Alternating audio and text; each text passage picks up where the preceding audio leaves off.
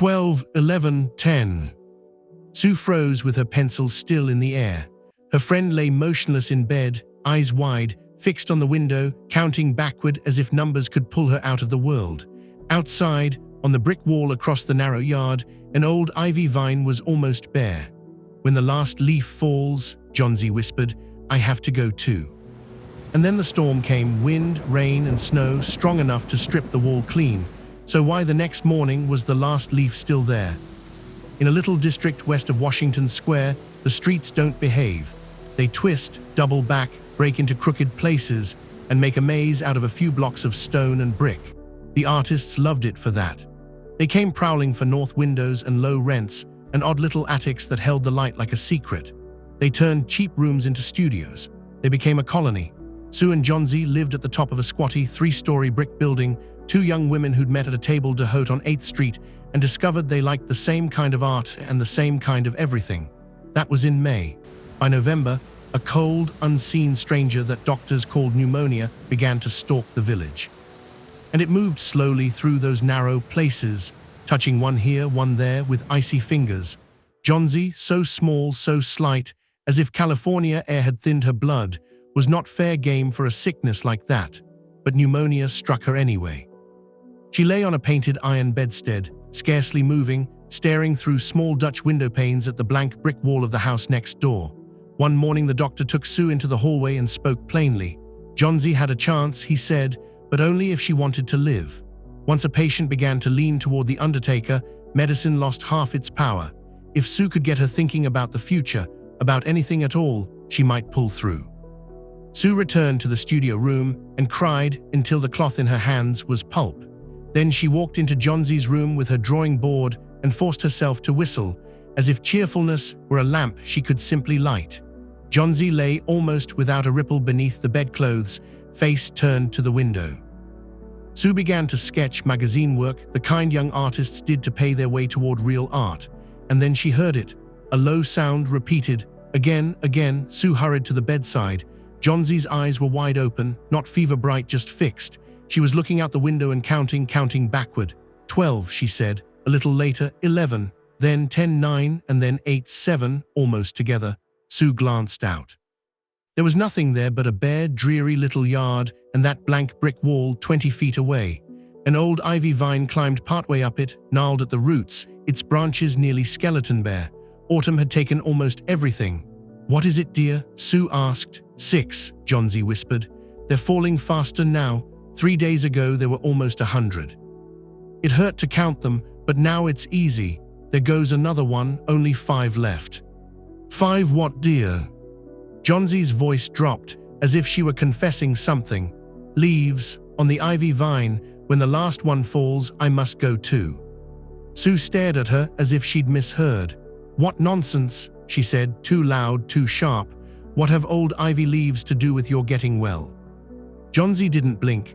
Her gaze stayed pinned to the wall as if she were watching a clock. Sue begged, she scolded. She tried to feed her broth, tried to drag her back into ordinary life, into tomorrow, but Johnsy only watched. "There goes another," she said, and then, flat and final, "That leaves just 4. I want to see the last one fall before it gets dark. Then I'll go too." Sue leaned over her, close enough that her breath warmed Johnsy's cheek.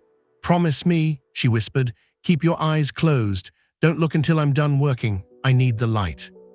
Johnsy closed her eyes, white and still as a fallen statue, and she spoke like someone loosening a knot. "I'm tired of waiting. I'm tired of thinking. I want to turn loose my hold on everything and go sailing down just like one of those poor, tired leaves." Sue left the room because she had to, because panic is easier to survive when it has an errand. Downstairs lived Bayerman. Old Bayerman was a painter, past 60, with a great beard like a prophet, and the temper of a guard dog. For 40 years, he had been about to paint a masterpiece, always about to, never beginning.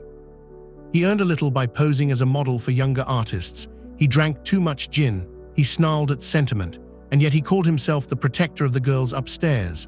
Sue found him in his dim room smelling of juniper and told him what Johnsy believed, told him her mind had fastened onto that vine as if it were fate itself.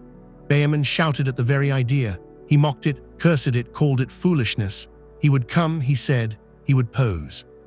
And he cursed the world that a girl like Johnsy should lie upstairs preparing to die. Up in the studio, Johnsy slept. Sue pulled the shade down and motioned Bayerman into the other room. Together, they stared out at the ivy vine clinging to the bricks. A cold rain fell. Snow mixed in it like grit. Bayerman sat in his old blue shirt and took his place as Sue's model. Night came down hard. Wind rattled the panes. Rain beat against the windows. The north wind seemed determined to strip the wall clean. In the morning, Sue woke after an hour's sleep. Johnsy's eyes were open again, dull and wide, staring at the shade as if she could see through it. "Pull it up," she ordered in a whisper. "I want to see." Wearily, Sue obeyed. And there, after a night of beating rain and fierce gusts, one leaf still showed against the brick. The last leaf, dark green near the stem, yellowing at the edges, hanging from its branch 20 feet above the ground. "It is the last one," Johnsy said softly. "I thought it would surely fall during the night. I heard the wind. It will fall today, and I shall die at the same time." Sue leaned her worn face to the pillow. "Think of me," she said. "If you won't think of yourself, what would I do?" Johnsy didn't answer. The day passed. Twilight came, and still the leaf clung to the wall. Night came again. The wind returned.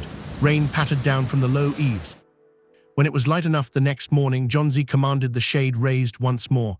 The leaf was still there. She stared at it for a long time, and then something in her face, something tight and final, began to give way. "I've been a bad girl," she said. Something had made that last leaf stay, she told Sue, to show her how wrong she'd been. It was a sin to want to die. "Bring me some broth," she said, "and a hand mirror first. Then pack the pillows, let me sit up. I want to watch you cook." An hour later, as if she was speaking to the future like an old friend, she said quietly, "Someday, I hope to paint the Bay of Naples." That afternoon, the doctor returned, and when he spoke to Sue in the hallway, his voice held relief. Johnsy's chances were good now. But downstairs, he said, there was another patient, Bayerman, pneumonia, acute, no hope. They would take him to the hospital. The next day, the doctor told Sue that Johnsy was out of danger. Food and care now, he said. That was all. That afternoon, Sue sat beside Johnsy's bed and put an arm around her. "I have something to tell you," she said. "Mr. Bayerman died today, only 2 days ill." The janitor had found him helpless with pain. His shoes and clothing were wet through and icy cold, and no one could understand where he'd been on such a dreadful night. And then they found things: a lantern still lighted, a ladder dragged from its place, brushes, a palette with green and yellow mixed on it. Sue's voice tightened, and she turned Johnsy gently toward the window. "Look," she whispered, "at the last ivy leaf on the wall." "Didn't you wonder," Sue said, "why it never fluttered, why it never moved when the wind blew?" She swallowed. "It's Bayerman's masterpiece. He painted it there the night the last leaf fell." If you enjoy timeless stories brought to life by immersive storytelling, consider subscribing. There are many more stories waiting to be explored.